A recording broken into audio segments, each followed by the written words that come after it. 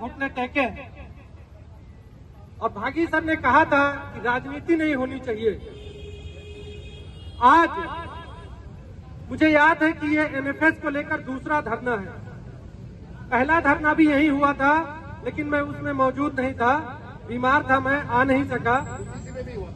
लेकिन आज देखिए, अफसोस किया है हमें कि हम यहां तो धरना देते रहते हैं और सामने यहीं पर एनएफएस कर दिया जाता है। सुधांशु जी ने कहा कि 210 एनएफएस हो चुका है। एनएफएस तो बहुत हुए हैं, 210 तो रिकॉर्ड हुए हैं। ऐसे भी एनएफएस किए गए हैं कि शॉर्ट लिस्ट ही नहीं किए गए कैंडिडेट को।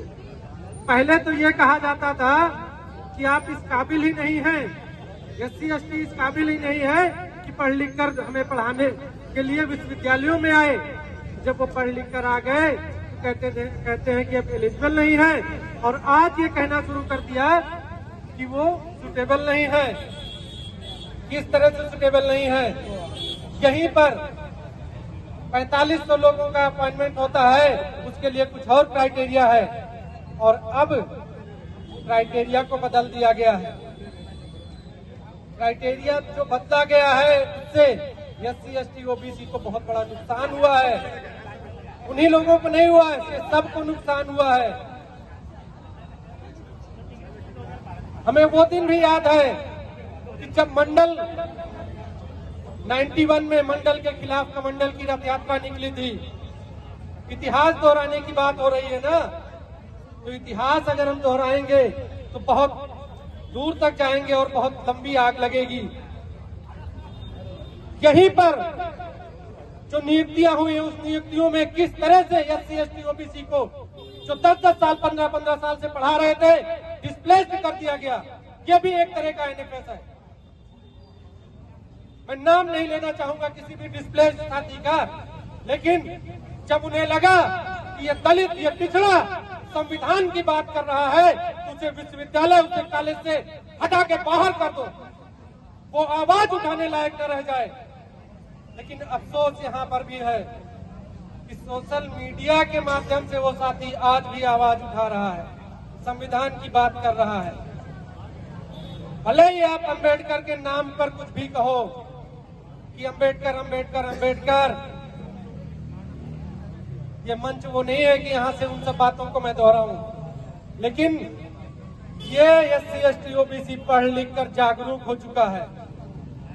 हम अपनी हक के लिए लड़ेंगे, संविधान के लिए लड़ेंगे। क्या वैसी मजबूरी रही कि हम फेसबुक पर तो खूब बड़ी बड़ी वाहवाही लूटते हैं कि यहाँ नियुक्ति हो गई, उसको बधाई दी जा रही, गुलदस्ता दिया जा रहा, लड्डू बांटे जा रहे हैं, प्रमोशन हो गया, लड्डू बांटे जा रहे हैं, गुलदस्ता दिया जा रहा है। ऐसी क्या मजबूरी थी कि जब पहला एनएफएस हुआ यहाँ पर जनवरी में हंसराज कॉलेज में, एक ST की सीट पर हिंदी विभाग में एनएफएस हुआ, और उसके बाद जब हम लोगों ने आवाज उठाई तब कहीं और से आवाज नहीं उठी। जनवरी 2023 में वाइस चांसलर को हमने पत्र लिखा कि ऑपरेशनल रिसर्च में, इतिहास विभाग में एनएफएस हो चुका है, OBC की सीट पर, SC की सीट पर, FMS में इन सीटों पर FMS हो चुका है।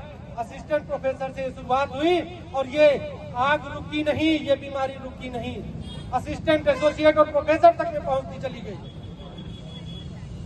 मुझे JNU के एक प्रोफेसर ने बताया कि मेरे जो जितने पेपर हैं इंटरनेशनल जर्नल में, वहां जिन लोगों की नियुक्ति हुई, जिस सीट पर मुझे एनएफएस किया गया, कोई मेरे बराबर खड़ा होकर वहां दिखा दे। मैं JNU में पढ़ा रहा हूं एसोसिएट, और मैंने DU में प्रोफेसर के लिए अप्लाई किया था। अगर मैं एलिजिबल नहीं हूं तो मैं JNU में कैसे पढ़ा रहा हूं?